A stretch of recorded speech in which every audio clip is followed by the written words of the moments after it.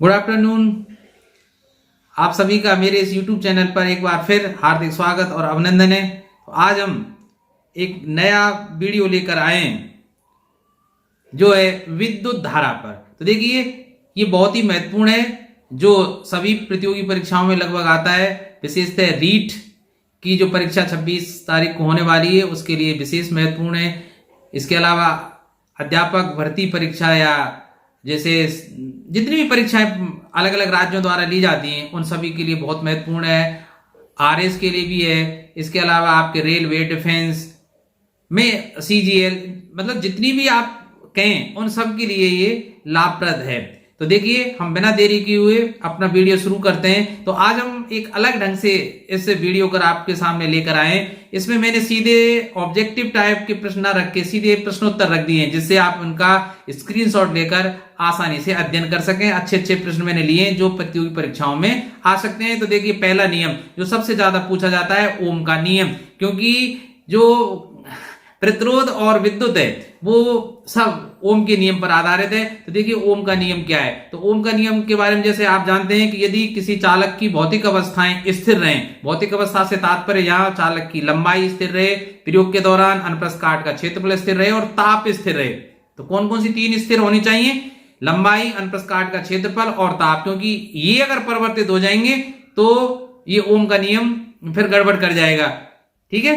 और वैसे अगर प्रश्न आ जाए कि ओम के नियम के दौरान कौन सी भौतिक राशि स्थिर रहनी चाहिए, तो आप अगर ताप है तो ताप पर सबसे पहले निशान लगाएंगे। तो देखिए, यदि किसी चालक की भौतिक अवस्थाएं ताप, दाब इत्यादि नियत रहती हैं तो चालक के सिरों का जो विभवांतर है उसमें प्रवाहित धारा के अनुक्रमानुपाती होता है, अर्थात B प्रोपोर्शनल टू I होता है। ठीक है। और अगर अनुपात समानुपात का चिन्ह जो हटाएं तो इसके स्थान पर हम एक बराबर का चिन्ह ले आते हैं और एक स्थिरांक लेके आते हैं। तो V बराबर RI। आर यहाँ क्या है भाई? स्थिरांक है, जिसे चालक का प्रतिरोध कहते हैं। तो चालक का प्रतिरोध यहां से मैं निकाल सकता हूं आर का मान, इसको आप रट के रखिए V/I, जिसका मात्रक क्या होता है? ओम। ठीक है। आगे इस चर्चा करेंगे कि ओम होता क्या है। आप देखिए, आगे प्रश्न है कि किसी चालक का प्रतिरोध क्या है, यह किन किन बातों पर निर्भर करता है। तो देखिए, चालक के प्रतिरोध की परिभाषा की बात करें तो क्या है भाई? विद्युत धारा के मार्ग में डाली गई रुकावट या बाधा को हम चालक का प्रतिरोध कहते हैं। ध्यान रखना भाई, प्रतिरोध का मतलब रुकावट। रुकावट किसके मार्ग में? विद्युत धारा के मार्ग में। तो अब चालक का प्रतिरोध किस पर निर्भर करता है? चालक की लंबाई पर, उसके अनुप्रस्थ काट के क्षेत्रफल पर और चालक के पदार्थ की प्रकृति पर और ताप पर। इन चार चीजों पर निर्भर करता है। ध्यान रखना भाई, चालक का प्रतिरोध उसकी लंबाई के तो समानुपाती होता है, अर्थात लंबाई को बढ़ाकर अगर हम दोगुना कर देंगे तो चालक का प्रतिरोध भी दोगुना हो जाएगा, और यदि लंबाई को घटाकर हम चौथाई कर देंगे तो प्रतिरोध भी चौथाई हो जाएगा। दूसरी बात, चालक का जो प्रतिरोध है अनुप्रस्थ काट के क्षेत्रफल के व्युत्क्रमानुपाती होता है, अर्थात यदि अनुप्रस्थ काट का क्षेत्रफल आधा कर दिया जाए तो चालक का प्रतिरोध दुगना हो जाएगा, और अगर अनुप्रस्थ काट का क्षेत्रफल दुगना कर दिया जाए तो चालक का प्रतिरोध आधा हो जाएगा। इसका मतलब अगर किसी चालक का हमें प्रतिरोध कम रखना है तो उसकी लंबाई को कम करना होगा और अनुप्रस्थ काट का क्षेत्रफल अधिक होना चाहिए, अर्थात चालक तार की मोटाई अधिक होनी चाहिए। अब देखिए, प्रतिरोध पदार्थ किस के बनाए जाते हैं, मतलब जो रेजिस्टेंस बनाए जाते हैं वो किसके बने होते हैं? वो मुख्यतः तीन पदार्थों के बने होते हैं। कौन से? मैग्नीन, यूरेका और कॉन्स्टेंटन। ठीक है। और ये तीनों ही क्या है? मिश्र धातु हैं, इनके बने। आप ध्यान रखना भाई, इनको बहुत अच्छी तरह से याद रखना है कि जो प्रतिरोध पदार्थ हैं वो किसके बनाए जाते हैं? मैग्नीन, यूरेका और कॉन्स्टेंटन मिश्र धातु के बनाए जाते हैं। अब प्रश्न संख्या 4 पर आते हैं। प्रतिरोध मिश्र धातुओं के क्यों बनाए जाते हैं? ऐसा क्या कारण है भाई? आप धातु के या कुचालकों के प्रतिरोध क्यों नहीं बना सकते? धातुओं का प्रतिरोध कम होता है इसलिए वो जल्दी हीट हो जाएंगे। कुचालकों का प्रतिरोध बहुत ज्यादा है इसलिए विद्युत धारा एक जगह से दूसरे स्थान पर नहीं पहुंचेगी, इसलिए बीच का सा रास्ता अपनाया जाता है। मिश्र धातुओं के प्रतिरोध बनाए जाते हैं। दूसरी बात क्या होती है कि जो मिश्र धातु होते हैं उनकी प्रतिरोधकता उच्च, प्रतिरोधकता और प्रतिरोध अलग है भाई। प्रतिरोधकता मतलब विशिष्ट प्रतिरोध, स्पेसिफिक रेजिस्टेंस, जिसकी हम आगे चर्चा करेंगे। और मुख्य बात होती है इनका ताप प्रतिरोध गुणांक निम्न होता है मिश्र धातुओं का। किस किस का? मैग्नीन, यूरेका और कॉन्स्टेंटन का। क्या? इनका प्रतिरोध ताप गुणांक निम्न होता है। अब प्रतिरोध तार जो होता है उस पर ताप का क्या प्रभाव पड़ता है? ये प्रश्न संख्या 5 है। तो देखिए, अगर चालक या जो रेजिस्टेंस है वो धातु का बना हुआ है, धात्विक तार है, तो ताप बढ़ने के साथ साथ उसका प्रतिरोध बढ़ता जाएगा और ताप घटाने पर उसका प्रतिरोध घटता जाता है। ध्यान रखना भाई। तो देखिए ताप वृद्धि से प्रतिरोध तार के प्रतिरोध के मान में वृद्धि होती है, सीधी सी बात है। ताप के अनुक्रमानुपात, ताप बढ़ेगा प्रतिरोध बढ़ेगा। धात्विक चालकों के लिए बात सत्य है। ठीक है। आप चलिए, क्या किसी पदार्थ का प्रतिरोध ताप वृद्धि के साथ कम हो सकता है? ऐसा भी है क्या? हाँ है। अगर जो प्रतिरोध है वो किसका बना हुआ है? अर्धचालक का। तो देखिए, हाँ, सभी अर्धचालक पदार्थों एवं कुचालकों का प्रतिरोध, ध्यान रखना भाई, अर्धचालकों और कुचालकों का प्रतिरोध ताप वृद्धि के साथ कम होता है। अब अर्धचालकों के नाम तो आपको याद है, जर्मेनियम और सिलिकॉन। आप ध्यान रखना भाई, दो अर्धचालकों के नाम बताइए, सिलिकॉन और जर्मेनियम। 1 ओम की परिभाषा अभी मैंने बताया था ना भाई, प्रतिरोध का मात्रक क्या होता है? ओम। और अभी देखिए बात हम कर रहे थे कि प्रतिरोध बराबर आर बराबर क्या होता है? V upon I. अब हम जानते हैं V का मतलब विभवांतर, और विभवांतर को किस में नापते हैं? वोल्ट में भाई।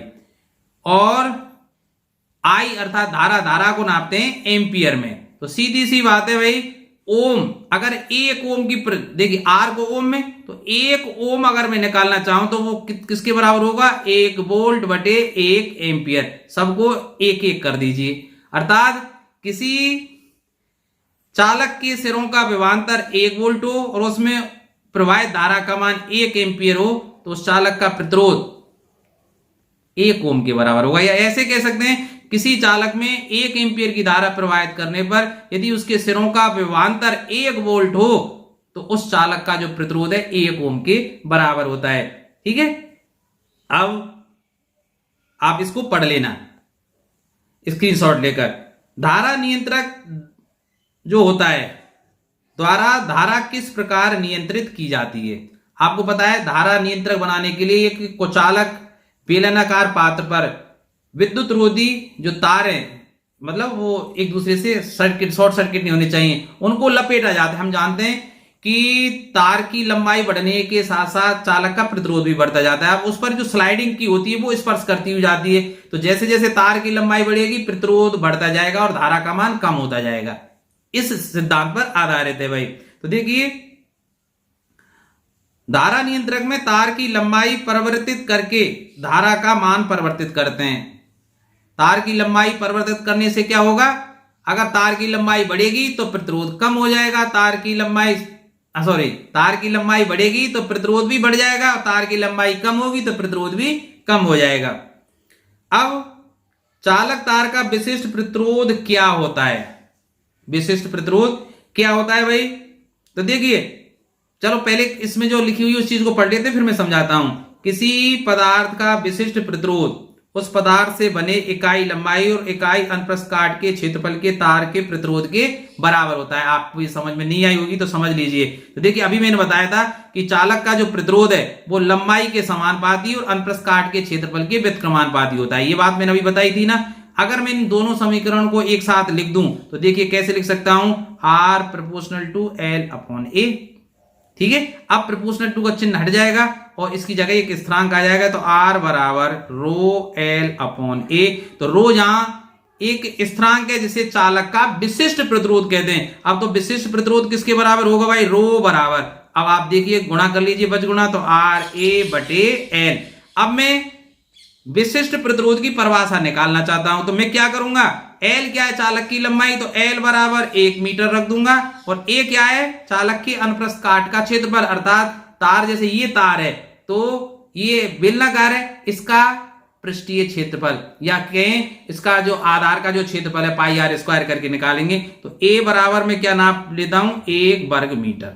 तो मैंने क्या किया भाई, ऐसा चालक लिया जिसका अनुप्रस्थ काट का क्षेत्रफल तो 1 वर्ग मीटर है और जो लंबाई है वो 1 मीटर है। तो क्या होगा? तो रो बराबर क्या हो जाएगा? R के। तो देखिए परिभाषा क्या हुई कि इकाई मीटर लंबाई अर्थात 1 मीटर लंबे और 1 वर्ग मीटर अनुप्रस्थ काट क्षेत्रफल वाले चालक तार के प्रतिरोध को ही चालक का विशिष्ट प्रतिरोध कहते हैं। परिभाषा आ गई नहीं समझ में? 1 मीटर लंबाई और 1 वर्ग मीटर अनुप्रस्थ काट क्षेत्रफल वाले चालक तार के प्रतिरोध को ही चालक का विशिष्ट प्रतिरोध कहते हैं। आप लंबाई मीटर की बजाय सेंटीमीटर में रख सकते हैं, तो क्षेत्रफल भी आपको वर्ग सेंटीमीटर में ही रखना पड़ेगा, सेम मात्रक। अब आगे चलते हैं। तो देखिए विशिष्ट प्रतिरोध और प्रतिरोध में क्या अंतर है भाई। तो देखिए ध्यान रखना भाई, जो प्रतिरोध है वो लंबाई और अनुप्रस्थ काट पर निर्भर करता है, लेकिन जो विशिष्ट प्रतिरोध है वो पदार्थ का मूल गुण है, जो लंबाई और अनुप्रस्थ काट के क्षेत्रफल पर निर्भर नहीं करता। तो यही बात मैंने यहां लिखी है भाई, विशिष्ट प्रतिरोध चालक के तार के पदार्थ की प्रकृति और ताप पर निर्भर करता है। इसको ढंग से रट लेना भाई। विशिष्ट प्रतिरोध किस पर निर्भर करता है, ये मूल गुण है उस चालक तार का। तो जो मूल गुण है वो किस पर निर्भर करेगा, जिस पदार्थ का वो तार बना हुआ है उस पर, अर्थात उसकी प्रकृति पर और टेम्परेचर पर निर्भर करेगा। जबकि प्रतिरोध तार है ना, केवल जो प्रतिरोध की बात करें तो वो लंबाई पे, अनुप्रस्थ काट के क्षेत्रफल और ताप पर निर्भर करता है, जिसकी चर्चा हम पूर्व में कर चुके हैं। विशिष्ट प्रतिरोध का मात्रक क्या होता है, विशिष्ट प्रतिरोध का या प्रतिरोधकता का मात्रक क्या होता है, ओम मीटर या ओम सेंटीमीटर। देखिए यहां ही लिख लीजिए, ये है ना रो बराबर क्या है, आर ए बटे एल। तो देखिए आर का मतलब ओम गुणा ए वर्ग मीटर अर्थात मीटर स्क्वायर भाई अनुप्रस्थ काट का क्षेत्रफल, जहां क्षेत्रफल आ जाए इकाई वर्ग मीटर होगी, बटे एल लंबाई, और लंबाई किसको नापते हैं, मीटर में। तो देखिए मीटर से ये वर्ग मीटर का एक जो घात है वो कट जाएगी, तो रो का मात्रक क्या आ गया, ओम इंटू मीटर। तो ध्यान रखना भाई, प्रतिरोधकता या जिसे विशिष्ट प्रतिरोध कहते हैं, स्पेसिफिक रेजिस्टेंस, उसकी यूनिट इकाई कहें, मात्रक कहें, वो क्या है, ओम इंटू मीटर। आप मीटर की बजाय सेंटीमीटर का प्रयोग भी कर सकते हैं। तो यही आपका 11वां प्रश्न था। अब बढ़ते हैं अगले प्रश्न पर, 12वां। तार की लंबाई व मोटाई पर प्रतिरोध किस प्रकार निर्भर करता है, अभी बताया था। तार की मोटाई के तो अनुक्रमानुपाती होता है, व्युत्क्रमानुपाती मोटाई के तो, और लंबाई के अनुक्रमानुपाती होता है ना, आर प्रोपोर्शनल टू मोटाई का मतलब अनुप्रस्थ काट का क्षेत्रफल।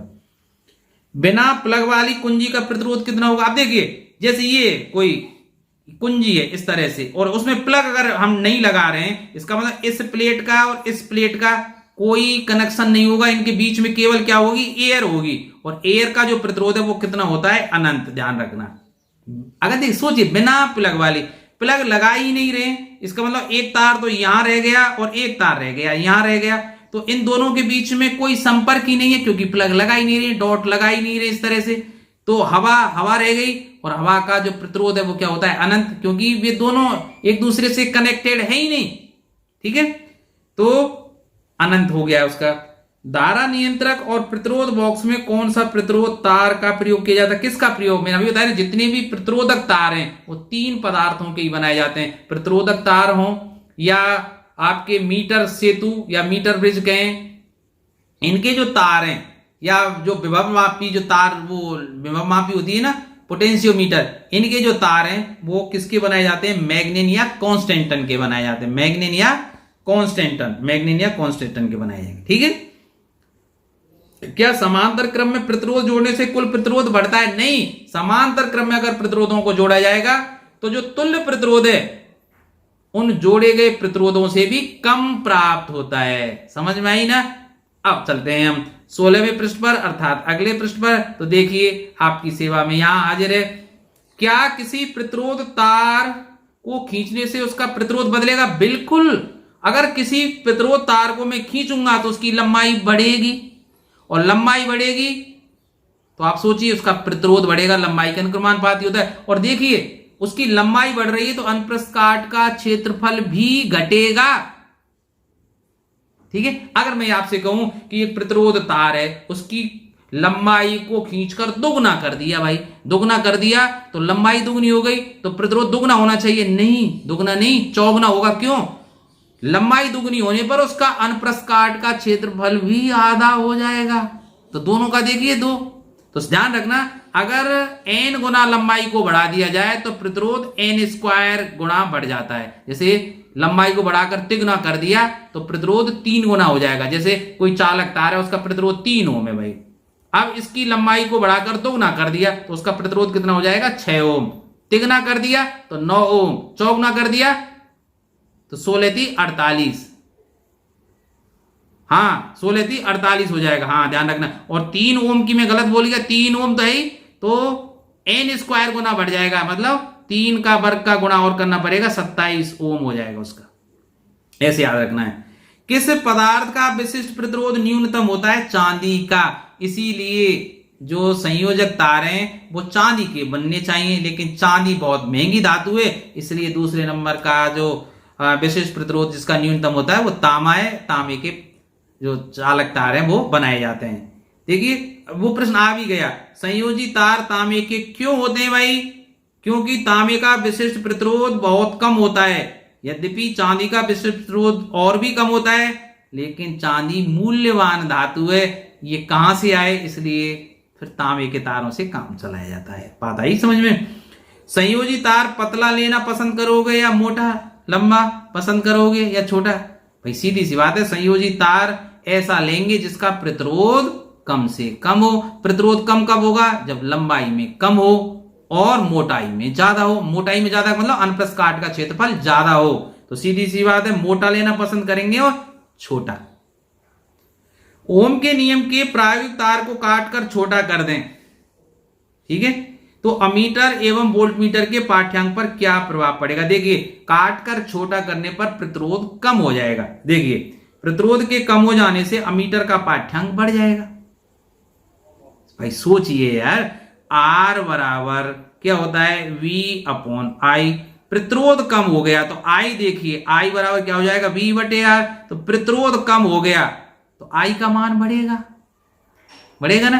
तो देखिए कम हो जाने से अमीटर का पाठ्यांक बढ़ेगा, परंतु तार के सिरों पर विभवांतर कम हो जाएगा। अतः वोल्टमीटर का पाठ्यांक इस प्रकार से परिवर्तित होगा कि V/I का मान पहले से कम हो जाए, क्योंकि V/I का मान किसके बराबर होता है, R के होता है। पढ़ लेना ढंग से। यदि किसी तार का प्रतिरोध R है, इसे खींचकर उसकी लंबाई दुगनी कर दी जाए, अभी बताया था ना, दुगनी करेंगे तो प्रतिरोध 4 गुना हो जाएगा, 3 गुनी करेंगे तो 9 गुना हो जाएगा। अब R है तो इसका 4 गुना हो जाएगा, अर्थात 4 और R हो जाएगा, ठीक है, 4 गुना हो जाएगा, क्योंकि लंबाई दुगनी होने पर अनुप्रस्थ काट का क्षेत्रफल भी आधा रह जाता है, अभी मैंने बताया था। अब देखो, यदि तार को मोड़कर दोहरा कर दिया जाए तो प्रतिरोध पर क्या प्रभाव पड़ेगा। देखिए तार है आपके पास, उसको मोड़ा और दोहरा कर दिया जाए तो सीधी सी बात है लंबाई आधी हो जाएगी। मोड़ने पर लंबाई आधी, और जब उसको लपेटेंगे तो मोटाई दुगनी हो जाएगी, अर्थात अनुप्रस्थ काट का क्षेत्रफल दुगना हो जाएगा। अतः प्रतिरोध 1/4 रह जाएगा। प्रतिरोध का रह जाए, देखो लंबाई आधा करने पर आधा प्रतिरोध रह गया, और मोटाई बढ़ने पर भी प्रतिरोध कम होगा, आधा वहां से कम हो गया तो 1/4 कम हो जाएगा, ठीक है। प्रतिरोध के ताप गुणांक से आप क्या समझते हो, इसकी परिभाषा को आप नोट कर लीजिए। यदि किसी तार का 0 सेंटीग्रेड पर प्रतिरोध 1 ओम हो और उसका ताप 1 सेंटीग्रेड बढ़ाने पर उसके प्रतिरोध में होने वाली वृद्धि को तार के पदार्थ का प्रतिरोध ताप गुणांक कहते हैं, ठीक है। और इसका सूत्र भी आप याद कर लीजिए कि एक सूत्र होता है RT बराबर R0 1 + αT। यहाँ RT क्या है, T ताप पर, ठीक है, चालक का प्रतिरोध है। R0 0 सेंटीग्रेड पर उसका प्रतिरोध है। 1 + α क्या है, प्रतिरोध ताप गुणांक, और T तापांतर है, ताप में कितना परिवर्तन आया है। तो अल्फा का मान यहां से आप निकाल लीजिए। वैसे भी आप इसको कैसे निकाल सकते हैं अल्फा का मान, कि RT बराबर R0 + R0 αT। तो देखिए तो अल्फा बराबर क्या हो जाएगा, RT - R0 / R0T। इस सूत्र का प्रयोग करके आप प्रतिरोध ताप का गुणांक का मान निकाल सकते हैं। सबका मान एक एक कर दीजिए, परिभाषा आ जाएगी। इसका मात्रक क्या है प्रतिरोध ताप गुणांक का, प्रति सेंटीग्रेड या प्रति केल्विन भी होता है। प्रति सेंटीग्रेड के या केल्विन, प्रति केल्विन मतलब केल्विन इनवर्स या सेंटीग्रेड इनवर्स, ठीक है, केल्विन इनवर्स, इस तरह से लिख देंगे भाई। ओमीय तथा अनओमीय प्रतिरोधों में क्या अंतर है भाई। देखिए सबसे पहले तो ओमीय और अनोमीय परपथों के बारे में आप जान लें। ऐसे परपथ जिनमें ओम के नियम का पूर्णतः पालन होता है ओमीय परपथ कहलाते हैं। और ऐसे परपथ जहां ओम के नियम का पूर्णतः पालन, ओम का नियम क्या है कि बी प्रोपोर्शनल टू आई होना चाहिए। लेकिन अगर अर्धचालक तार मतलब जो धात्विक तार हैं उनकी तुलना में या मैग्नेट या कॉन्स्टेंटेन की अलावा में यदि हम अर्धचालकों का प्रयोग करें तो वो ओम के नियम का पालन नहीं करते। तो अर्धचालकों का जो विद्युत परपथ है उसमें जो ग्राफ है वो एक सीधी रेखा में नहीं आता। क्यों? क्योंकि ओम के नियम के लिए V और I के मध्य जो ग्राफ है वो एक सीधे आता है, क्योंकि V जैसे जैसे बढ़ता है I का मान भी उसी क्रम में बढ़ता है। V का मान घटेगा तो I का मान घटेगा, अर्थात इनके बीच में V और I के बीच में जो खींचा गया ग्राफ है वो एक सरल रेखीय वक्र होता है। ऐसा नहीं होता किसमें? अर्धचालकों के मामले में। तो ये कैसे कहलाते हैं? अनओमीय। और जिनमें स्ट्रेट लाइन आती है वो ओमीय। तो देखिए यही बात मैंने यहाँ लिखी है, यदि किसी चालक का ताप और अन्य भौतिक अवस्थाएं ना बदलने पर यदि चालक का प्रतिरोध नियत रहे, चाहे चालक के सिरों के बीच विभवांतर कितना ही हो, उसे ओमीय प्रतिरोध कहते हैं। अर्थात उनके बीच में खींची गई जो ग्राफ है वो एक सरल रेखा प्राप्त हो। यदि प्रतिरोध आरोपित विभवांतर के बदलने पर बदल जाए, मतलब विभवांतर बदला और प्रतिरोध भी बदल जाए, तो उसे अनओमीय प्रतिरोध कहते हैं। ठीक है, अब चलते हैं अमीटर और वोल्ट मीटर के प्रतिरोध कम या अधिक से किस प्रकार के होने चाहिए। तो देखिए एक आदर्श अमीटर का जो प्रतिरोध है वो अल्प होना चाहिए, अर्थात 0 होना चाहिए। क्यों? अमीटर का काम क्या है? धारा को मापना, और धारा को वो तभी माप पाएगा जब जितनी भी धारा परपथ में आ रही वो पूरी की पूरी अमीटर से प्रवाहित हो जाए। और ये कब संभव है? जब उसका प्रतिरोध कम से कम हो, अर्थात आदर्श अमीटर का जो प्रतिरोध है वो 0 होना चाहिए, मतलब अल्प से अल्प होना चाहिए। लेकिन अब और इसी कारण अमीटर को लगाते हैं श्रेणी क्रम में। अब बात करते हैं वोल्ट मीटर की। वोल्ट मीटर को परपथ में जोड़ा जाता है समांतर क्रम में। और समांतर क्रम में क्यों जोड़ा जाता है? कि वो सिरों का विभवांतर नापता है, और विभवांतर वो सही तभी नापेगा जब उसमें कम से कम धारा प्रवाहित हो, अर्थात उससे धारा का मान गुजरे ही नहीं। इसलिए आदर्श वोल्ट मीटर का जो प्रतिरोध है वो अनंत होना चाहिए, जिससे धारा उसमें से गुजरे। क्योंकि उसका काम नहीं है भाई धारा मापना मीटर का काम है, वो तो विभवांतर नाप रहा है, तो धारा का क्या करेगा? तो सीधी सी बात है, आदर्श अमीटर का प्रतिरोध 0 होना चाहिए, जबकि आदर्श वोल्ट मीटर का प्रतिरोध अनंत होना चाहिए। आई बात समझ में? चलते हैं अगले प्रश्न पर। देखो, प्रतिरोध तार में उच्च मान की धारा प्रवाहित करने से क्यों बचना चाहिए? भाई उच्च मान की अगर प्रतिरोध में धारा प्रवाहित करेंगे तो तार गर्म हो जाएंगे, और तार गर्म होने से प्रतिरोध बढ़ जाएगा, और I और V का जो ग्राफ है वो सरल रेखा में नहीं प्राप्त होगा। इसी कारण बचना चाहिए एक साथ तेज धारा प्रवाहित करने से। प्रतिरोधकता और प्रतिरोध में से तार की ज्यामिति पर कौन निर्भर करता है? तो देखिए प्रतिरोध और प्रतिरोधकता केवल तार के पदार्थ और ताप पर निर्भर करते हैं। ठीक है, ज्यामिति से कोई बात नहीं। अब चलते हैं हम अगले प्रश्न पर। तो देखिए बैटरी चार्जर में कौन सी विद्युत धारा का प्रयोग होता है? भाई जितने भी बैटरी चार्जर हैं या आपके मोबाइल चार्जर हैं सब में डीसी धारा, डिस्ट धारा का प्रयोग किया जाता है। सरल सा प्रश्न था ना, ऐसे सरल प्रश्न आ जाते हैं भाई। अब 30वां प्रश्न देखिए, प्रत्यावर्ती धारा जनित्र में प्रेरित विद्युत धारा का मान किन किन घटकों पर निर्भर करता है? हम जानते हैं कि भाई प्रत्यावर्ती धारा का जो जनन है वो किस कारण होता है? प्रत्यावर्ती धारा जनित्र के कारण। ठीक है, तो वो किन किन घटकों पर निर्भर करता है? भाई प्रत्यावर्ती धारा जो जनित्र है उसकी आर्मेचर या कुंडली में घेरों की संख्या जितनी ज्यादा होगी वो उतनी संख्या में उसमें चुंबकीय फ्लक्स बनेगा, और चुंबकीय फ्लक्स जितना बनेगा उतना ही उत्पन्न होगा मतलब एसी धारा। तो कुंडली में फेरों की संख्या पर निर्भर करता है, ध्यान रखना, कुंडली में फेरों की संख्या पर, कुंडली के तल के क्षेत्रफल पर अर्थात ए पर। ये दूसरी बात हुई। घूर्णन वेग अर्थात जितनी तेजी से कुंडली को चुंबकीय ध्रुवों के मध्य घुमाया जाएगा उतना ही मात्रा में अधिक मान की हमें प्रत्यावर्ती धारा प्राप्त होगी। तभी तो जनरेटर को बहुत तेजी से घुमाते हैं, और ज्यादा तेज घुमाएंगे तो ज्यादा विद्युत धारा का उत्पन्न होगा। और चुंबकीय क्षेत्र की तीव्रता पर, चुंबकीय क्षेत्र कितना हम लगा रहे हैं उस पर भी निर्भर करता है। तो कौन कौन से? ये 3 और ये 4 चीजों पर। अर्थात जैसे देखिए उसमें क्या होता है, दो चुंबकीय ध्रुव हैं N और S, इनके मध्य एक आर्मेचर या कुंडली इस तरह से होती है भाई इसको, और इसमें विद्युत रोधी तांबे के तार इस तरह से लपेटे हुए। जितनी अधिक मात्रा में तार लपटे होंगे उतना ही, और फिर यहाँ किसी यंत्र से इसको घुमाया जाता है। जितना हम तेजी से घुमाएंगे कुंडली से गुजरने वाले चुंबकीय फ्लक्स के मान में उतना ही ज्यादा परिवर्तन होगा, और उतनी अधिक मतलब स्ट्रॉन्ग एसी करंट उत्पन्न होगा। एसी करंट उत्पन्न करने के लिए तो वो किस किस पर निर्भर करता है? कुंडली में फेरों की संख्या, ये, और तल का क्षेत्रफल, अर्थात जितनी बड़ी कुंडली होगी उतना ही उसके तल का क्षेत्रफल है, तो तल के क्षेत्रफल ए पर निर्भर करता है। घूर्णन वेग अर्थात कितने वेग से घुमा रहे हैं, और चुंबकीय क्षेत्र की तीव्रता अर्थात एन और एस जो चुंबकीय द्रव लगा रहे हैं इसकी तीव्रता पर भी वो निर्भर करता है। चांदी, तांबा, सोना, एल्युमिनियम पदार्थ के 4 चालक तार में सबसे अधिक व सबसे कम प्रतिरोध किसका है?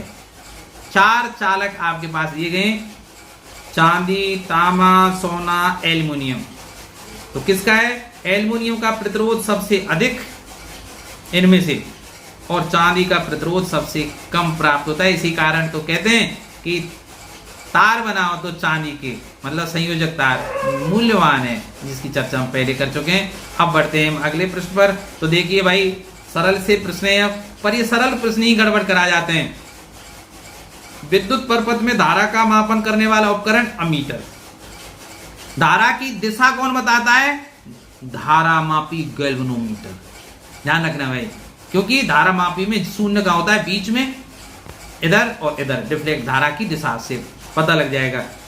किसी चालक का विशिष्ट प्रतिरोध निर्भर करता है। चालक का विशिष्ट प्रतिरोध किस पर निर्भर करता है भाई? चालक के पदार्थ पर। अभी बात कर रहे थे प्रतिरोधक के विशिष्ट प्रतिरोध। उस युक्ति का नाम लिखिए जो किसी चालक के सिरों पर विभवांतर बनाए रखने में सहायता करती है। विभवांतर बनाए रखने के लिए हम किसका प्रयोग करते हैं भाई? विद्युत सेल या बैटरी का प्रयोग करते हैं। जैसे शुष्क सेल होता है, उसके सिरों का विभवांतर कितना होता है? एक सेल का 1.5 वोल्ट होता है, और जो सीसा संचायक सेल होता है उसका सामान्यतः 12 वोल्ट या 6 वोल्ट या इस क्रम में रहती है। तो विद्युत सेल या बैटरी का हम प्रयोग करते हैं। किसी विद्युत परपथ में 2 बिंदुओं के बीच विभवांतर मापने के लिए वोल्टमीटर को किस प्रकार संयोजित किया जाता है? मैंने अभी बताया था, विद्युत परपथ में वोल्टमीटर को समांतर क्रम में लगाया जाता है और अमीटर को श्रेणी क्रम में लगाया जाता है। समांतर क्रम में क्यों लगाया जाता है? क्योंकि धारा का मान कम से कम जाना चाहिए भाई। वोल्टमीटर का काम विभवांतर नापना है, वो भी प्रतिरोध के सिरों का, तो सिरों पर ही तो जोड़ेंगे उसको। एक इधर से लगाया, एक इधर से लगाया, तो समांतर क्रम में जोड़ेंगे भाई। विद्युत आवेश का मात्रक कूलाम होता है, सब जानते हैं भाई। इलेक्ट्रॉन पर आवेश 1.6 × 10⁻⁻19। आप कहेंगे सर ऐसे सरल प्रश्न क्यों रख लिया? अरे यार, रिवीजन कराने के लिए, क्योंकि ऐसे सरल सरल प्रश्न आते हैं, रीट का स्तर इतना अधिक नहीं होता, उसी की बात है ना। पर कभी कभी कठिन भी प्रश्न आ जाते हैं, इसलिए मैंने सारा निचोड़ रखा है आपको। जैसे भी प्रश्न आए मैंने सब ले लिए हैं, जिससे आपका रिवीजन संपूर्ण हो जाए। अमीटर का अभी बताया था, आदर्श अमीटर का प्रतिरोध 0 होना चाहिए लगभग, मतलब बहुत कम होना चाहिए, 0 सा ही होना चाहिए। अब चलते हैं अगले। किसी परपथ में लगे अमीटर व वोल्ट मीटर किन किन राशियों का मापन करते हैं? तो देखिए, अमीटर तो परपथ में धारा का मान नापता है भाई। अमीटर विद्युत धारा का मापन करता है, और वोल्ट मीटर परपथ में 2 बिंदुओं के बीच का विभवांतर मापता है। परपथ भी कैसे बनाते हैं? जैसे ये सेल है और ये कोई धारा नियंत्रक है RH, और यहाँ जैसे इसके श्रेणी क्रम में अमीटर लगाएंगे, और ये कोई चालक तार है भाई, ये चालक तार है, और ये मैंने जोड़ दिया इस तरह से कुंजी लगाकर, ठीक है। अब चालक कोई जिसका प्रतिरोध R है, इसके सिरों का विभवांतर नापने के लिए वोल्ट मीटर को इसके समांतर क्रम में जोड़ा जाता है। इसको ध्यान रखना भाई। ये क्या है? बैटरी है। बैटरी का काम क्या है? चालक के सिरों पर विभवांतर बनाए रखने का काम है भाई। क्यों? विद्युत धारा को पुश कौन करेगा? यही तो करेगा। हाँ भाई, अब देखिए, अमीटर को विद्युत परपथ में कौन से क्रम में लगाया जाता है? श्रेणी क्रम में। बार बार आए हुए प्रश्न है भाई। किसी पदार्थ की प्रतिरोधकता किस बात पर निर्भर करती है? पदार्थ की प्रकृति पर निर्भर करती है भाई। विशिष्ट प्रतिरोध का मात्रक दूसरी बार आया है, ओम × मीटर होता है। अभी बात की थी, ओम के नियम में V और I के बीच में खींचा गया ग्राफ किस प्रकार का होता है? सरल रेखीय होता है। अब चलते हैं, आप चिंता ना करें, सरल प्रश्नों को मत सोचिए, रिविजन करिए बार बार। विशिष्ट प्रतिरोध या प्रतिरोधकता का मात्रक क्या होता है? ओम × मीटर। स्पेसिफिक रेजिस्टेंस का फिर तीसरी बार आ गया। विशिष्ट प्रतिरोध अनुप्रस्थ काट पर कैसे निर्भर करता है? प्रतिरोध का मान अनुप्रस्थ काट के क्षेत्रफल के व्युत्क्रमानुपाती होता है, R। अब आएगी समझ में। घरों में विद्युत का संयोजन किस प्रकार होता है? समांतर क्रम में। विद्युत धारा उत्पन्न करने की युक्ति को क्या कहते हैं? जनरेटर, है ना, जनित्र, प्रत्यावर्ती धारा जनित्र। किसी AC जनित्र और DC जनित्र में मूलभूत अंतर क्या है भाई? प्रत्यावर्ती धारा जनित्र में क्या होते हैं? सर्पी वलय और पुरुष। और सर्पी वलय के स्थान पर यदि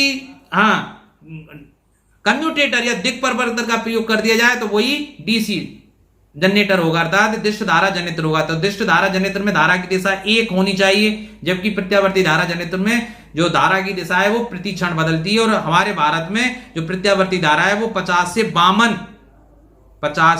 52 हर्ट्ज की आती है, अर्थात इसकी दिशा एक सेकंड में 50 से 52 बार बदलती है। तो एसी में तो सर्पी बल होते हैं, जबकि डीसी में सर्पी बलों के स्थान पर क्या होता है, दिक् परिवर्तक, कम्यूटेटर जिसको बोलते हैं, कम्यूटेटर होता है।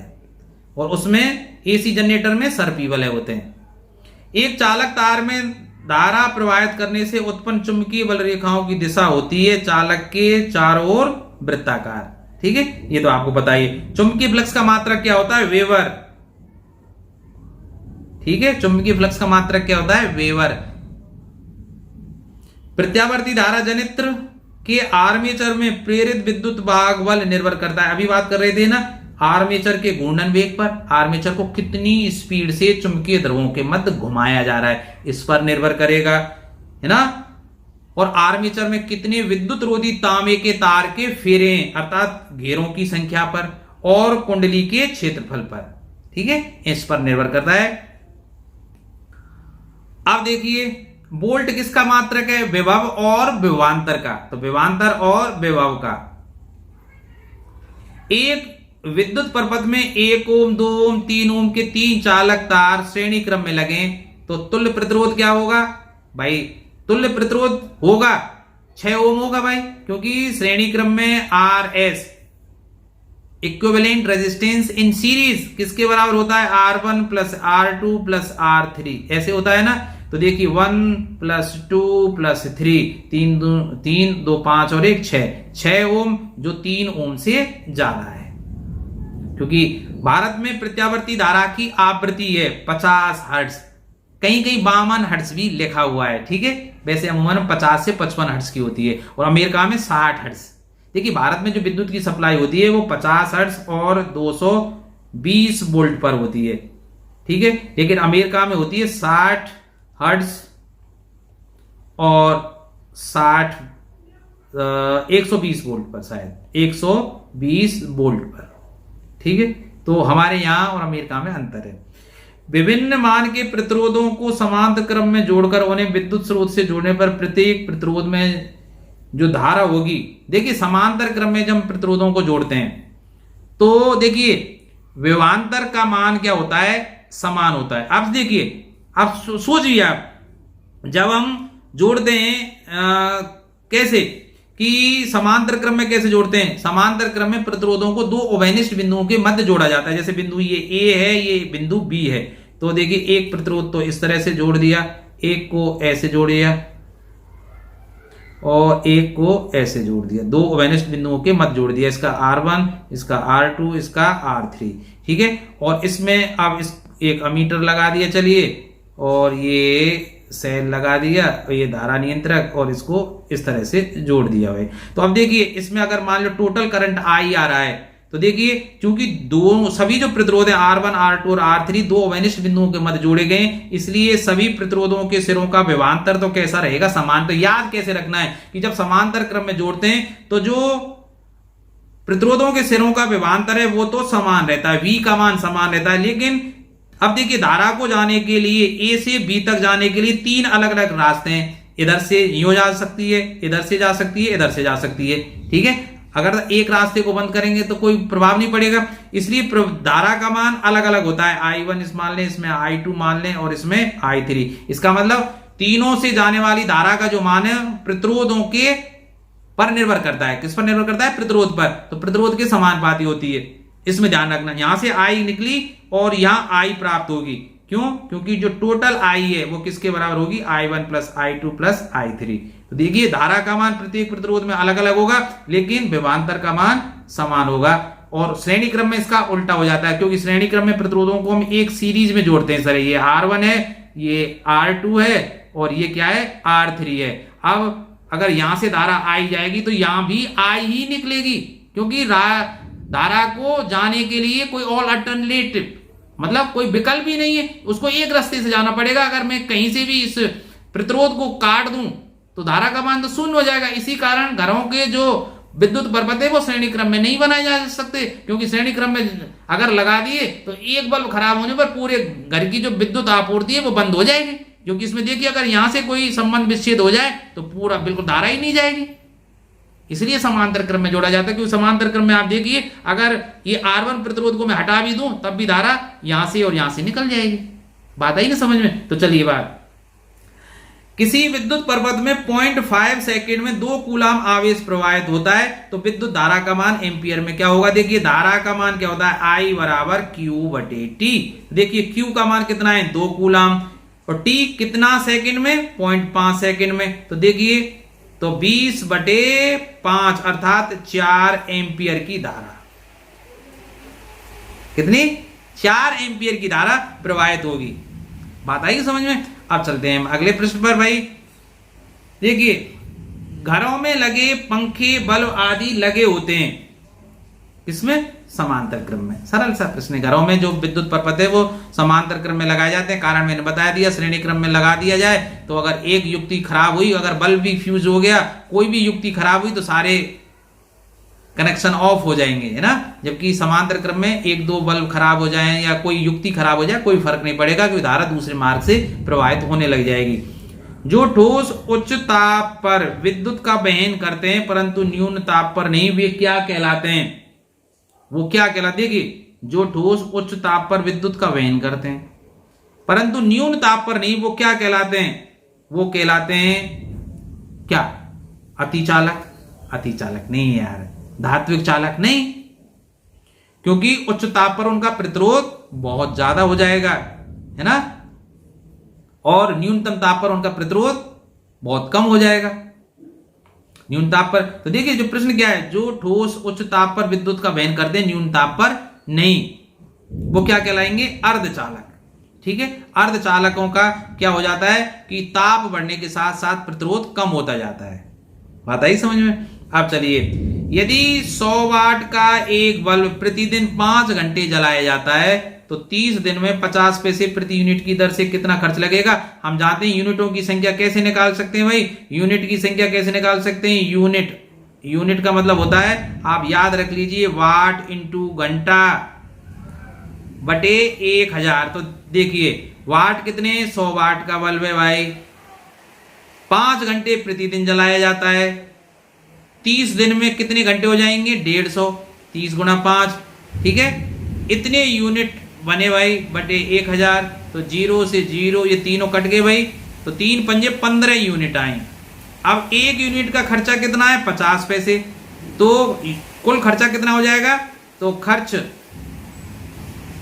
50 इंटू 15 मतलब 750 पैसे, इसका मतलब 7.5 रुपये आ जाएगा। ठीक है भाई, 750 पैसे के 750 का भाग दे देंगे तो C option will be correct one. तो देखिए 100 वाट का बिजली का बल्ब प्रतिदिन 10 घंटे जले तो बिजली का खर्च क्या होगा भाई? अब देखिए एक दिन का खर्च क्या होगा? 100 वाट हो गए, घंटे कितने हो गए? 10। तो 100 गुणा 10 अर्थात 1, जो 100 गुणा 10 बटे 1000 करेंगे तो 1 इकाई आएगा। विद्युत प्रेस या इलेक्ट्रिकल आयरन में नाइक्रोम का तार किसकी प्लेट के ऊपर लपेटा हो जाता है? लपेटा जाता है अभ्रक पर, जिससे वो करंट नहीं आए। किस पर लपेटा जाता है? अभ्रक पर। तो ऑप्शन सी। फैराडे का नियम किस प्रकार प्रक्रिया से संबंधित है? इलेक्ट्रोलाइसिस पर। ठीक है, इसको याद रखना भाई। ये प्रश्न संख्या 63 हो गई। और अब अगले प्रश्न पर चलते हैं, 64वां प्रश्न। देखिए शुष्क सेल में जो ऊर्जा संग्रहित रहती है वो कौन सी होती है? शुष्क सेल में रासायनिक ऊर्जा संग्रहित रहती है और रासायनिक ऊर्जा से विद्युत ऊर्जा हमें प्राप्त होती है। देखिए भाई, तो निम्नलिखित में से कौन सा अर्धचालक नहीं है? देखिए जर्मेनियम है, सिलिकॉन है, आर्सेनिक नहीं है। तो देखिए इसमें नहीं पूछ रहा है तो ये option D will be correct one. एक कृत्रिम उपग्रह में विद्युत ऊर्जा का भाई सौर बैटरी का प्रयोग करते हैं कृत्रिम उपग्रह में, क्योंकि वहां कौन से कनेक्शन हो रहा है? टेलीविजन के रिमोट कंट्रोल में प्रयुक्त विद्युत चुंबकीय तरंगें कैसी होती हैं? ये होती है इंफ्रारेड। जो रिमोट होता है ना, रिमोट में कौन सी तरंगें होती है? इंफ्रारेड होती है, जिनको हिंदी में बोलते हैं अवरक्त किरणें। तो option B will be correct one. आमतौर पर सुरक्षा फ्यूज लगाने के लिए प्रयोग होने वाली तार किस पदार्थ की बनी होती है? देखिए आप ध्यान रखना भाई, फ्यूज तार दो तरह का बना हो सकता है, दोनों ऑप्शन सही हो जाएंगे। एक तो तांबे का भी हम बना सकते हैं, लेकिन सामान्यतः अलग अलग माप के होते हैं, जैसे 5 एम्पियर का, 15 एम्पियर का, इसके फ्यूज की अलग अलग माप होती है। और ये बना होता है टिन और शीशे का, टिन और शीशे का। और मैं बता देता हूं, टिन इसमें होती है 63%, और जो शीशा या लेड जिसको बोलते हैं वो होता है 37%। ये आपको याद रखना है। तो फ्यूज तार किसका बना होता है? टिन और शीशे, अर्थात टिन और लेड का बना होता है। अब हम पहुंचते हैं अगले प्रश्न पर। तो देखिए, यदि 100 वाट वाला बल्ब 100 वाट के 10 बल्ब प्रतिदिन 1 घंटा जलते हैं, तो प्रतिदिन विद्युत ऊर्जा का उपयोग निकाल लेंगे आप कि वाट गुणा घंटा बटे 1000 करके। तो देखिए 100 गुणा 10, ठीक है, और गुणा 1 बटे 1000 करेंगे तो 1 यूनिट आ जाएगा। आपस में जुड़ी दो आवेशित वस्तुओं के बीच विद्युत धारा नहीं बहती है तो वे वस्तुएं होंगे। देखिए, आप एक बात सोचिए, विद्युत धारा कैसे प्रवाहित होती है? हम सेल का प्रयोग करते हैं ना, तो सेल का जो धन टर्मिनल है वो प्लस 1.5 वोल्ट अधिक होता है। विद्युत तभी प्रवाहित होगी जब एक टर्मिनल उसका अधिक विभव पर हो और एक निम्न पर हो। अब चूंकि दो युक्तियों के बीच विद्युत धारा प्रवाहित नहीं हो रही है, इसका मतलब वे युक्तियां सम विभव पर हैं, अर्थात विभव दोनों ओर समान है। और जब विभव समान है तो आवेश प्रवाहित होगा ही नहीं, क्योंकि आवेश के प्रवाह की दर को ही हम विद्युत धारा कहते हैं। इसका मतलब अगर दो आवेशित वस्तुओं के बीच विद्युत धारा नहीं बह रही है तो वो समान विभव पर हैं। इसको याद रखना भाई, ठीक है। तड़ित चालक का आविष्कार किसने किया था? बेंजामिन फ्रैंकलिन ने। ये तो याद रखना है आपको, इसमें तो कोई बात क्या है। और लोहे के ऊपर जिंक की परत चढ़ाने को क्या कहते हैं? गैल्वेनाइजेशन। ये भी आपको याद रखना है ना, गैल्वेनाइजेशन कहते हैं इसको। ट्यूबलाइट में ऊर्जा व्यय का लगभग कितना भाग प्रकाश में परावर्तित होता है? ये भी आपको याद रखना है। और ये ऑप्शन डी है, 60 से 70% होता है भाई। अब ऐसे प्रश्न आ सकते हैं भाई। देखिए, रीट जैसी जो परीक्षाएं होती हैं उनमें कहीं से भी कोई लाइन रख देता है और सामान्यतः ये मान के चलते हैं वो अच्छी तैयारी कर रहा है, पढ़ रहा होगा, तो ऊटपटांग प्रश्नों को आने की संभावना बनी रहती है। अगर सीधे सीधे पेपर आ रहा है तो सीधी सी बात है परसेंटेज ज्यादा जाएगी। तो आप ऊटपटांग प्रश्नों को भी याद करके रखें भाई कि चुंबकीय। अब देखिए अगला प्रश्न 74वां है, चुंबकीय क्षेत्र रेखाओं की दिशा क्या होती है? अब आप जानते हैं चुंबकीय क्षेत्र में कि उत्तरी ध्रुव से दक्षिणी ध्रुव की ओर बंद वक्र होती है, आपको ये तो पता ही है भाई। कहां से? उत्तरी ध्रुव से दक्षिणी ध्रुव की ओर और बंद वक्र होती हैं। यदि सीधे तार में प्रवाहित विद्युत धारा की दिशा को उत्क्रमित कर दिया जाए तो क्या चुंबकीय क्षेत्र की दिशा भी उत्क्रमित हो जाएंगी? बिल्कुल। संकेंद्रीय वृत्ताकार रेखाएं क्या निरूपित करती हैं? चुंबकीय रेखाओं को यार, चुंबकीय क्षेत्र रेखाओं को। उस नियम का नाम लिखिए जिसकी मदद से धारावाही चालक पर चुंबकीय क्षेत्र में लगने वाले बल की दिशा ज्ञात करते हैं। फ्लेमिंग का बाएं हाथ का नियम, ये तो आपको याद होगा भाई। विद्युत मोटर किस ऊर्जा में प्रवाहित? विद्युत मोटर क्या करती है भाई? उसमें करंट दिया जाता है और वो घूमती है और फिर उसके पुली पर पट्टा चढ़ाकर हमको यांत्रिक कार्य करते हैं। तो विद्युत मोटर क्या करती है भाई? ध्यान रखना इसको, विद्युत ऊर्जा को यांत्रिक ऊर्जा में परिवर्तित करती है, ठीक है। और सेल क्या करता है? अभी बताया था मैंने, रासायनिक ऊर्जा को विद्युत ऊर्जा में परिवर्तित करता है। और जनरेटर क्या करता है? विद्युत धारा जनित्र जिसको बोलते हैं हम, चाहे वो एसी हो चाहे डीसी हो, वो क्या करता है भाई? आप बताइए। उसमें जनरेटर में क्या करते हैं? हम घुमाते हैं उसको किसी यंत्र के द्वारा, अर्थात उसको यांत्रिक ऊर्जा देते हैं और तब विद्युत धारा प्राप्त होती है। तो जनरेटर क्या करता है? यांत्रिक ऊर्जा को विद्युत धारा में परिवर्तित करता है। ये चीजें आपको याद होनी चाहिए। अब प्रश्न संख्या 79 पर पहुंचते हैं हम। देखिए, किस धातु का प्रयोग प्राय फ्यूज बनाने के लिए किया जाता है? रिपीट हो गया भाई, मतलब या तो हम तांबे का बनाएंगे या टिन और शीशा का। और जो मैंने आपको रेशो भी बताया था, टिन 63% होता है और शीशा अर्थात लेड होता है 37%। किसी चालक में उत्पन्न ऊष्मा उसमें प्रवाहित धारा के वर्ग के अनुक्रमानुपाती होती है। ध्यान रखना भाई, क्योंकि ऊष्मा H बराबर होती है I²RT। तो धारा के वर्ग के अनुक्रमानुपाती, प्रतिरोध के अनुक्रमानुपाती और जितने समय तक धारा प्रवाहित की जाती है उसके अनुक्रमानुपाती होती है। आपको ये सूत्र याद होना चाहिए। H अर्थात किसी चालक में धारा प्रवाहित करने पर उत्पन्न ऊष्मा का जो मान है I²RT, ठीक है। किसी चालक में उत्पन्न ऊष्मा चालक के प्रतिरोध के अनुक्रमानुपाती होती। उसका रिपीटेशन हो गया, मैंने अभी बताया था। किस संयोजन में तुल्य प्रतिरोध का मान अधिकतम होता है? श्रेणी क्रम में, क्योंकि श्रेणी क्रम में जो तुल्य प्रतिरोध का मान होता है वो जोड़े गए प्रतिरोधों के मान से भी अधिक प्राप्त होता है। प्रतिरोधों के समांतर क्रम संयोजन में सभी प्रतिरोधों में कौन सी राशि समान रहती है? थोड़ी देर पहले बताया था, जब प्रतिरोधों को समांतर क्रम में जोड़ा जाता है तो विभवांतर समान रहता है, लेकिन प्रत्येक प्रतिरोध में प्रवाहित धारा का मान अलग अलग होता है। क्यों होता है? क्योंकि समांतर क्रम में प्रतिरोधों को दो अभिनिष्ट बिंदुओं के मध्य जोड़ा जाता है, और जब दो अभिनिष्ट बिंदुओं के बीच जोड़ा जा रहा है तो दोनों सिरों का विभवांतर समान रहेगा, अर्थात जितने भी प्रतिरोध समांतर क्रम में जोड़े जाएंगे उनके सिरों का विभवांतर क्या रहेगा? समान रहेगा। ध्यान रखना भाई इसको।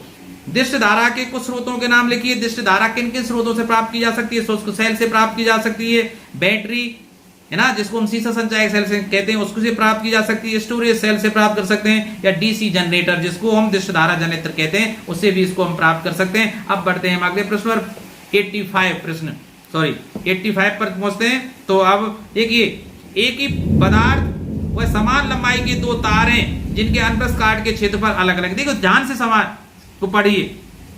मेरे पास दो चालक तार हैं, समान लंबाई के हैं, जिनके अनुप्रस्थ काट के क्षेत्रफल अलग अलग हैं। ठीक है भाई, लंबाई समान है, अनुप्रस्थ काट का क्षेत्रफल अलग है, अर्थात मोटाई अलग अलग है। यदि पहले तार का व्यास दूसरे तार के व्यास का दुगना है, अर्थात अनुप्रस्थ काट का क्षेत्रफल एक का दूसरे के दुगना है, तो पहले तार का विशिष्ट प्रतिरोध, अभी बताया था, किसी चालक का विशिष्ट प्रतिरोध उसकी ना तो लंबाई पे निर्भर करता है, ना अनुप्रस्थ काट के क्षेत्रफल निर्भर करता है। तो चालक का चाहे तार पतला हो चाहे मोटा हो, कितना भी लंबा हो कितना भी छोटा हो, विशिष्ट प्रतिरोध इन पर निर्भर नहीं करता। तो बंधु वो विशिष्ट प्रतिरोध तो दोनों के कैसे रहेंगे? समान रहेंगे। इसमें ऑप्शन ढूंढ लीजिए।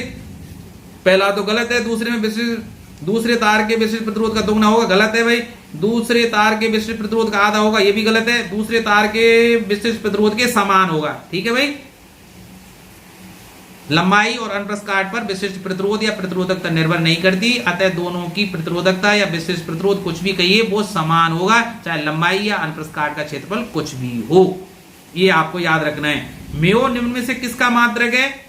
देखिए अभी मैं बात कर रहा था कि जो चालक का प्रतिरोधकता है, प्रतिरोधकता का जो मात्रक है वो सूत्र देखिए क्या है, RA/L होता है। R का मतलब ओम, ए का मतलब अनुप्रस्थ काट का क्षेत्रफल जो मीटर स्क्वायर में नपेगा, और एल क्या है? लंबाई, वो मीटर में नपेगी। तो देखिए स्क्वायर कट गया, इसका मतलब प्रतिरोधकता का जो मात्रक होता है वो ओम इंटू मीटर होता है। अब प्रतिरोधकता का जो व्युत्क्रम होता है वो चालकता होती है, जिसको किस में नापते हैं? आप कहते हैं म्यो, अरे नहीं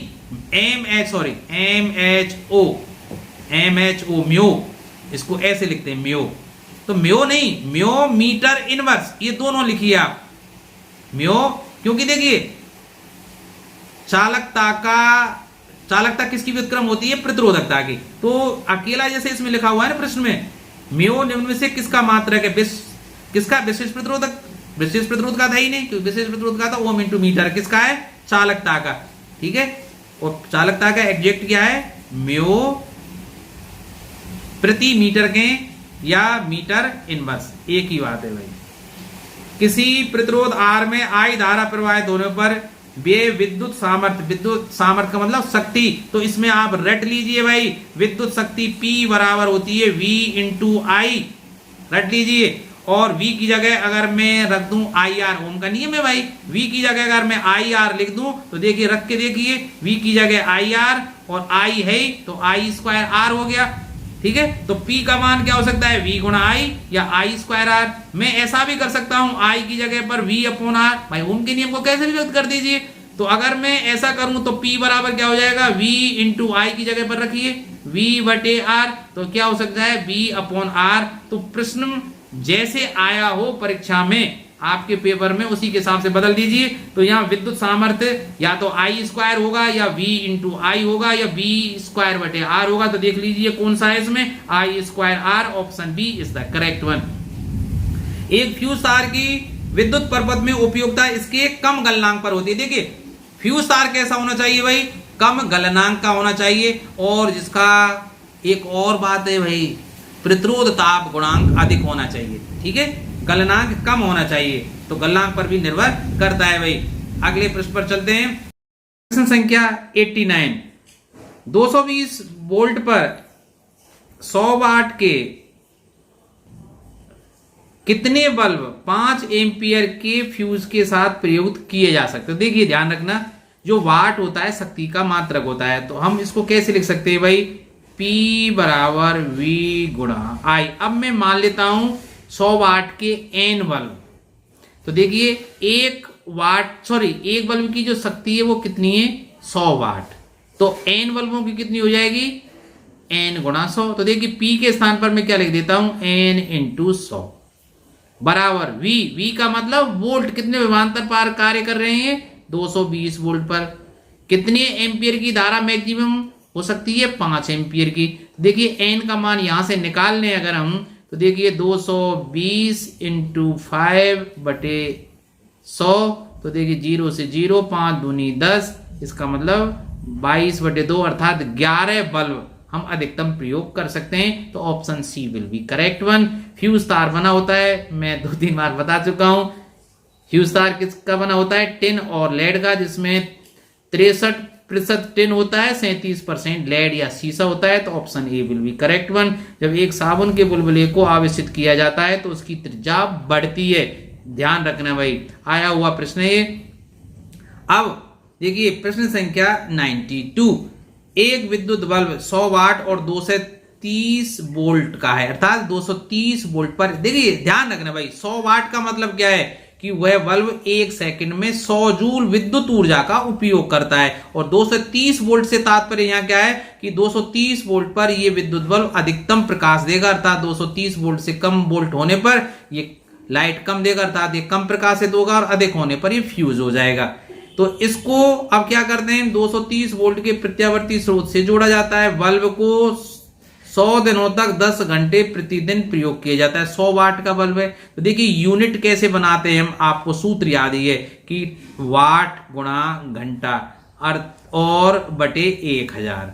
किलोवाट घंटा को ही तो हम यूनिट बोलते हैं।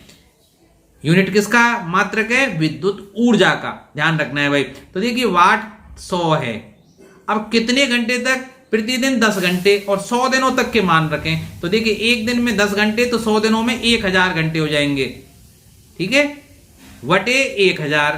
तो टोटल यूनिट कितने बनाएगा वो 100 यूनिट बनाएगा। अब एक यूनिट का विद्युत ऊर्जा का मूल्य 50 पैसे। तो ठीक है, तो विद्युत जो खर्च होगा वो कितना होगा भाई, एक यूनिट का है 50 पैसे, 100 यूनिट बनी, ठीक है। अब इसको अगर मैं रुपए में कन्वर्ट करूं तो 100 का भाग और दे दीजिए, तो 50 रुपए टोटल विद्युत खर्च आ जाएगा, ऑप्शन सी। देखिए किसी विद्युत परपथ में 30 कूलाम आवेश 5 सेकंड में प्रवाहित होता है तो धारा का मान होगा, आपको पता है धारा I बराबर होती है Q बटे T, अर्थात 1 सेकंड में किसी पॉइंट से जितना आवेश प्रवाहित होता है वो उसमें प्रवाहित धारा का मान होता है। तो देखिए Q कूलाम, कितने आवेश कूलाम 30 कूलाम आवेश, कितने सेकंड में 5 सेकंड में, तो ये कितना आ जाएगा 6 एम्पियर, ठीक है। धारा का मात्रक क्या होता है एम्पियर होता है। तो option B will be correct. दो आवेश प्लस Q और माइनस Q एक दूसरे से कुछ दूरी पर हैं, इनके बीच मध्य बिंदु पर, तो देखिए यहां इस तरह से हैं, जैसे ये Q आवेश है प्लस Q, ये माइनस Q आवेश है। तो मध्य बिंदु पर ध्यान रखिए, मध्य बिंदु पर क्या होगा, जो विभवांतर है वो तो शून्य होगा, क्योंकि विभवांतर प्लस और माइनस पर निर्भर करता है, ठीक है। लेकिन जो विद्युत क्षेत्र है दोनों के कारण होगा, क्योंकि विद्युत क्षेत्र में होता है KQ बटे R स्क्वायर, ठीक है, KQ बटे R स्क्वायर, और उसमें वो Q का जो मापांक लिया जाता है। लेकिन विभवांतर में V बराबर क्या होता है KQ बटे R, यहां प्लस माइनस का ध्यान रखा जाएगा, क्योंकि प्लस आवेश और माइनस आवेश दोनों से बराबर दूरी पर है, तो एक से तो प्लस में इतना होगा उतना ही माइनस में होगा, तो विभवांतर का मान तो शून्य हो जाएगा, लेकिन इलेक्ट्रिक फील्ड का मान शून्य नहीं होगा, दोनों के कारण होगा। तो option B will be correct. अब देखिए 95वां प्रश्न देखिए, 6 मिमी व्यास के किसी तार का प्रतिरोध 5 ओम है, यदि तार को खींचकर इसका व्यास 3 मिमी कर दिया जाए। कि ध्यान रखना भाई, ऐसे प्रश्नों में गलती के चांसेस बहुत होते हैं।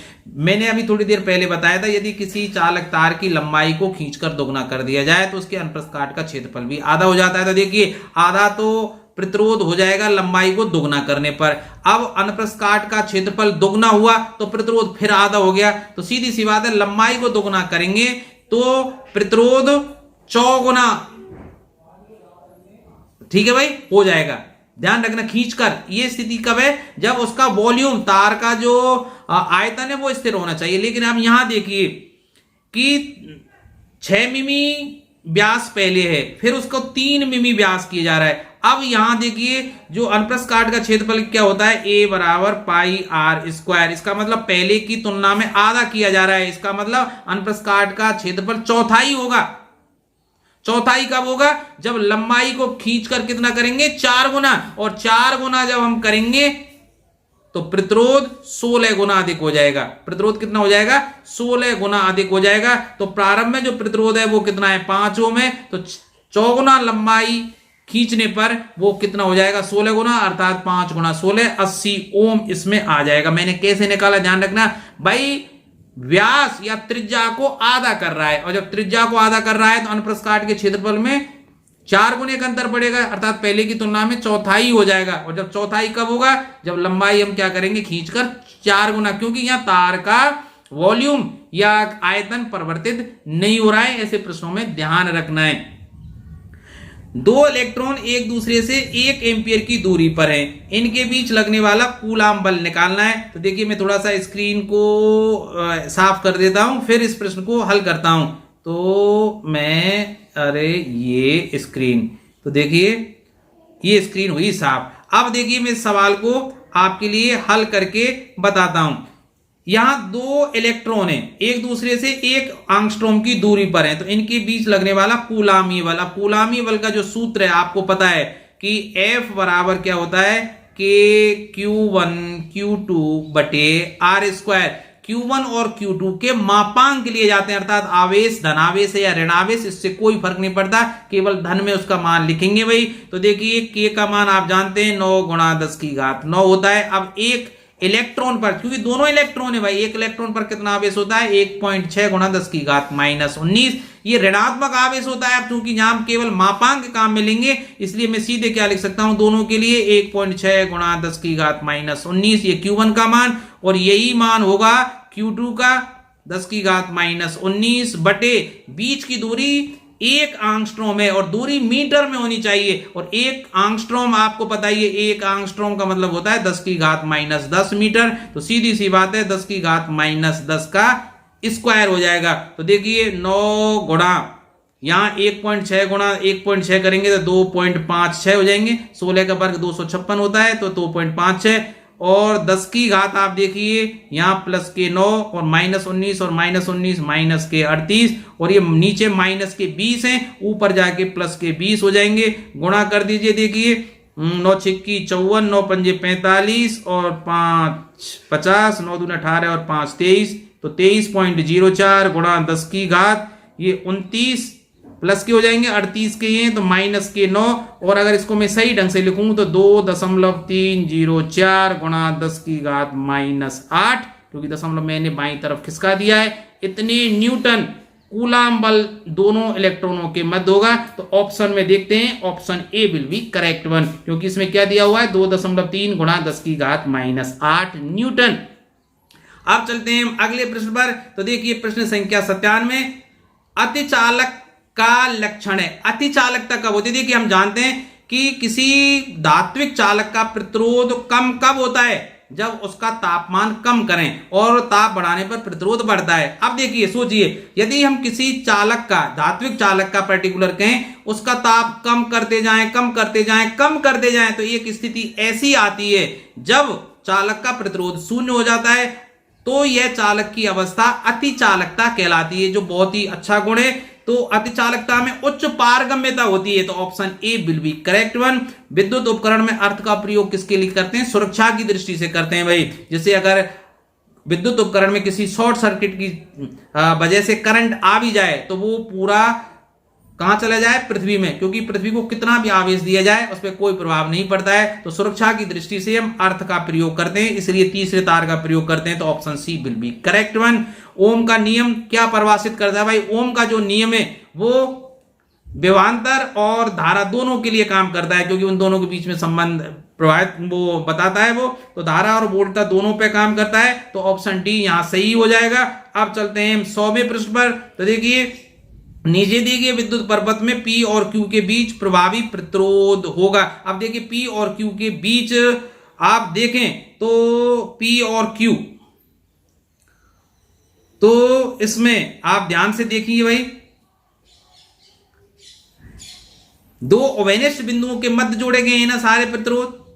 आप देखिए, अरे P और Q यहां से आप देखिए कहीं से भी लगा दी, P और Q को दो ओवेनिस्ट बिंदुओं के मध्य जोड़ा गया है। P और Q के बीच सभी प्रतिरोधों को जोड़ा गया है, 1 ओम, 2 ओम, 4 ओम और 8 ओम। तो समांतर क्रम में जब प्रतिरोध जोड़े जाते हैं तो उनका जो तुल्य प्रतिरोध है वो कैसे निकालते हैं, 1/RS, अर्थात RS क्या है, यहाँ समांतर क्रम में जोड़े गए सभी प्रतिरोधों का तुल्य प्रतिरोध। वो कैसे निकालते हैं, 1/R1 plus 1/R2 plus 1/R3 plus 1/R4। तो देखिए 1/RS बराबर 1/1 प्लस 1/2 प्लस 1/4 प्लस 1/8, सभी को मैंने 1/, में लिख दिया। तो देखिए लघुत्तम आ जाएगा 8, तो 8 प्लस 4 प्लस 2 प्लस 1, तो 1/RS बराबर 8 4 12 और 2 14 और 1 15, 15/8। अब चूंकि मुझे RS का मान निकालना है तो RS बराबर क्या हो जाएगा, 8/15 ओम, और यही सही आंसर होगा। तो 8/15 ओम ऑप्शन सी में है। तो अब हम चलते हैं अगले प्रश्न पर, 101 और आज का अंतिम प्रश्न। यदि कॉपर चालक पर V विभवांतर आरोपित करने पर बहने वाली धारा I है तो निम्न में से कौन सा ग्राफ V और I के संबंध को दर्शाता है। अब देखिए चालक तार कॉपर का है, अर्धचालक नहीं है, तो धात्विक चालक है, और धात्विक चालकों में विद्युत धारा प्रवाहित करने पर वे ओमीय होते हैं, अर्थात ओम के नियम का पूरी तरह से पालन करते हैं। और ओम के नियम का जब पालन होगा तो V और I के बीच का जो ग्राफ है वो एक सरल रेखा में प्राप्त होगा, और सरल रेखा में ऑप्शन बी में आ रहा है, तो option B will be correct one. इसी के साथ हम आज की जो वीडियो है उसको समाप्त करते हैं। आशा है आपको ये मेरा प्रयास पसंद आया होगा, क्योंकि मैंने बहुत ही लिमिटेड टाइम पीरियड में 101 प्रश्नों को कवर किया है जो परीक्षा की दृष्टि से बहुत उपयोगी है। आशा है आप पसंद करेंगे, और अगर पसंद करते हैं please like and share my, क्या कहूँ आगे, वीडियो, और अगर हो सके तो चैनल को सब्सक्राइब कर लेना, क्योंकि इससे मुझे मोटिवेशन तो मिलता है। तो मैं प्रयास करूंगा नया वीडियो बहुत जल्दी लाने के लिए। तो चलिए मिलते हैं एक नए वीडियो में, तब तक टेक केयर और अपना अध्ययन आप जारी रखें। भगवान आपको आशातीत सफलताएं प्रदान करे, इसी आशा के साथ नमस्कार।